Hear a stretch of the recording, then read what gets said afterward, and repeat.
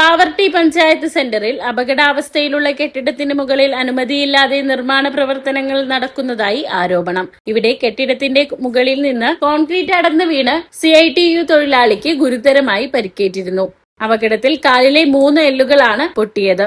ഇത്തരമൊരു ഗുരുതരമായ അപകടം സംഭവിച്ചിട്ടും തകർന്നു വീഴാൻ സാധ്യതയുള്ള കെട്ടിടത്തിന് മുകളിൽ നിർമ്മാണ പ്രവർത്തനങ്ങൾ തുടരുന്നത് അതീവ ആശങ്കാജനകമാണ്. പൊതുജനങ്ങളുടെയും തൊഴിലാളികളുടെയും ജീവന് ഭീഷണിയാകുന്ന സാഹചര്യത്തിൽ ആവശ്യമായ പരിശോധനയും നിയമാനുസൃതമായ നടപടികളും സ്വീകരിക്കേണ്ടത് ബന്ധപ്പെട്ട അധികാരികളുടെ ഉത്തരവാദിത്തമാണെന്നും നാട്ടുകാർ പറഞ്ഞു. ഈ സാഹചര്യത്തിൽ പഞ്ചായത്ത് ഭരണസമിതിയുടെ ഭാഗത്തു നിന്നുണ്ടായ വീഴ്ച ഗൗരവമായി വിലയിരുത്തപ്പെടേണ്ട വിഷയമാണെന്നും ബന്ധപ്പെട്ട അധികൃതർ അടിയന്തരമായി ഇടപെട്ട് നിർമ്മാണ പ്രവർത്തനങ്ങൾ പരിശോധിക്കുകയും നിയമലംഘനങ്ങൾ ഉണ്ടായിട്ടുണ്ടെങ്കിൽ ആവശ്യമായ നടപടികൾ സ്വീകരിക്കുകയും വേണമെന്ന് നാട്ടുകാർ ആവശ്യപ്പെട്ടു.